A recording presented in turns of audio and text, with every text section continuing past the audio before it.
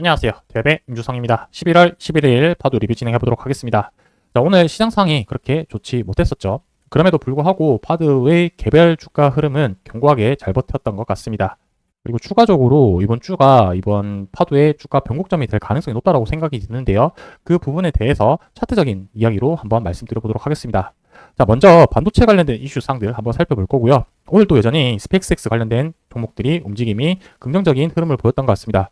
관련된 뉴스 기사도 같이 한번 살펴볼 거고요. 마지막으로는 제가 변곡점이 될 수 있다라는 이 가능성을 얘기한 부분과 함께 이 외국인 비중 부분도 같이 한번 이야기 나눠보도록 하겠습니다. 자, 일단은 1차적인 이슈 같은 경우는 이제 미국에서 중국 쪽으로 규제한 부분이 아무래도 TSMC 쪽으로 통해서 간 부분이 좀 가장 큰 영향이지 않을까라고 생각을 하고 있습니다.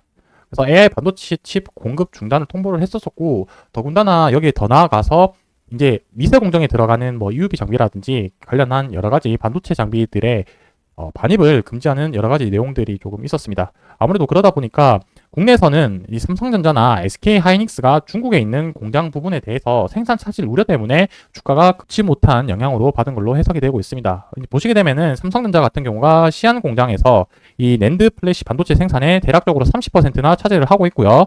하이닉스 같은 경우는 이제 디램의 40%, 그 다음에 낸드는 30%만큼 차지하고 있을 만큼의 중국에서 생산 거점이 중요한 부분인데, 이러한 부분들의 타격이 갈 가능성이 높다라고 이렇게 표현을 해놓은 것 같고요.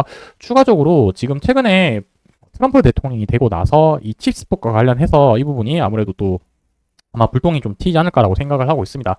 이 부분이 결국 무엇이냐면, 칩스법을 간단하게 얘기를 하자면 미국 자국의 생산 거점을 이제 만들기 위해서 혜택을 주는 그런 정책이라고 보시면 될 텐데, 삼성전자도 그렇고 하이닉스도 그렇고 미국 공장에 이제 공장을 지으면서 미국에서 이 보조금을 받기 위한 정책이다라고 말씀드릴 수가 있을 것 같은데, 트럼프 대통령이 계속해서 이제 칩스법 관련해서 좀 부정적인 의견을 계속 내놓다 보니까 삼성전자가 이제 텔러 공장 짓는 부분에 대해서 보조금을 받지 못하게 되었을 때 추가적인 또 비용이 들 수 있다 보니까 이 부분이 악재로 작용을 하게 되면서 오늘 전반적인 좀 시장 하락이 왔다, 이렇게 봐주시면 좋을 것 같습니다. 자, 그리고 지난주 금요일부터 해서 지난주 목요일 정도부터죠. 계속해서 이제 스펙스X 관련주들이 트럼프가 당선이 되면서 이제 국내 주식에서도 많이 긍정적인 흐름을 보이고 있는 상태인데, 특히 오늘은 에너지 솔루션, LG 에너지 솔루션과 미래 에셋벤처 투자, HBM, 이제 캠코와 에어로스페이스 뭐 이런 부분들이 계속해서 상승 기록을 하고 있는데,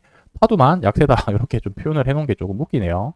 밑에 내용을 보시게 되면은 파도도 이 데이터 센터용으로 해서 SSD, 스페이스X의 인공위성 데이터 서비스에 활용되고 있는 것으로 알려졌다, 이렇게 표현을 해놨지만 아직까지는 시장에서는 관심을 받지 못하고 있다, 이렇게 좀 결론을 내시면 될 것 같습니다. 지난번 영상에도 제가 말씀을 드렸지만 이 부분이 CXL과 조금 유사한 부분이지 않을까라고 생각을 했었고, 관련성은 있지만 이 부분이 매출이나 시장에서 받아들이기에는 조금 미비하다라고 판단을 했기 때문에 관련주로 같이 안 움직이는 모습을 보였다, 이렇게 개인적으로 좀 생각을 하고 있는데, 이 부분은 이제 뭐 스페이스X나 트럼프 관련해서 수혜주 종목들의 움직임은 아무래도 반복적으로 나갈 가능성이 높기 때문에 한번 눈여겨보면서 시장을 계속 같이 관찰하면 좋을 것 같습니다. 일단은 좀 주가 움직임을 보면은 전반적으로 오늘 반도체 관련된 종목들을 한번 좀 쭉 살펴보고 가자면은, 삼성전자가 또 52주 신저가를 달성을 했죠. 그래서 오늘 이제 저점까지 계속 밀리면서 이제 마무리가 되었고, 그 상대적으로 하이닉스 같은 경우는 주가가 조금 21선 위에 있으면서 좀 견고한 흐름을 보이고 있는 것 같습니다. 그리고 오늘 좀 핫했던 종목이라고 한다면은 이수페타시스 종목이 오늘 거의 20% 이상 하락을 하게 되었는데, 지난주 금요일이죠. 6시 이후에 유상증자 공시를 내면서 거의 한 4,500억, 5천억 가까이 되는 유상증자를 발표를 하면서 이렇게 크게 급락하는 모습이 나와줬습니다. 그래서 전반적으로 반도체도 그렇고 한미반도체도 한번 볼까요? 한미반도체도 오늘 6.5% 하락 밀리게 되면서 전반적으로 반도체 시장이 좋지 못했었는데, 파도는 그래도 마이너스 1.4% 정도면은 어느 정도 선방하지 않았나, 이렇게 말씀드릴 수가 있을 것 같습니다. 제가 변곡점이라고 생각드는 부분은 이제 좀 차트적인 부분으로 이야기를 해보자면은, 현재 일본 기준상 봤었을 때 제일 아래쪽에 이 60일 이동평균선, 그 위에 120일 이동평균선이고, 이 아래 꼬리를 딱 이제 지지를 받으면서 오늘 아래 꼬리를 달고 반등하는 모습을 보여줬습니다. 이제 다시 이제 올라가게 되면은 정배열로 들어가는 구간이기 때문에 이제 정배열로 이제 접어들게 되면은 중장기적으로 우상향할 가능성이 높다라고 판단이 되어지고요. 주봉도 이제 제가 지난번 얘기했던 것처럼 주봉 11선을 이제 터치를 하고 올라오는 모습을 보여줬습니다. 그렇게 주봉 관점으로 봤을 때도 당분간 좀 박스권 갈 확률로 좀 높아 보인다라고 생각이 드는데요. 그래서 이 앞전에 나왔던 이 장대 양봉의 종가 가격이 박스권 상단 가격이 될 가능성이 높다라고 판단이 들고요. 이번 주 시초가 가격이 아마 박스권의 하단부 될 가능성이 높지 않을까라고 생각을 하고 있습니다. 그래서 만약에 일본 기준상으로 했었을 때 밑에 120일 이동 평균선과 60일 이동 평균선을 지지 못하고 이제 빠지거나 혹은 주봉으로 봤었을 때 주봉 11선을 다시 밑으로 하단으로 돌파를 한다라고 봤을 때는 이 하단에 대한 하락폭이 조금 남아있다 이렇게 좀 보시면 될 것 같고, 만약에 지지받고 반등하면은 박스권 상단까지 다시 한번 터치할 가능성이 높다 이렇게 좀 생각을 하고 있기 때문에 이번 주 주가 움직임이 상당히 중요한 흐름으로 될 것 같습니다.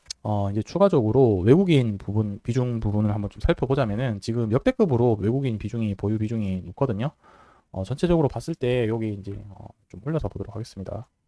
보시게 되면은 외국인 보유 비중이 지금 앞전에 비해서 상당히 높은 비중을 차지하고 있는 모습이 보여지고요. 지금 거의 7.5% 정도 차지를 하고 있습니다. 역대급으로 높은 상태인데, 최근에 주가가 하락함에도 불구하고 외국인 보유 비중이 계속 유지된다라고 보는 부분은 개인적으로는 여기서 지금 매집을 하고 있는 구간이지 않을까라고 생각이 들고요. 플러스 앞에 나왔던 이 스페이스X 관련해서 테마성으로 단기적으로 조금 움직일 가능성이 높지 않을까라고 생각을 하고 있습니다. 개인적으로는. 그래서 주봉으로 봤었을 때 다시 한번 박스권 상단으로 터치할 가능성이 조금 더 높지 않을까라고 생각을 하는데요.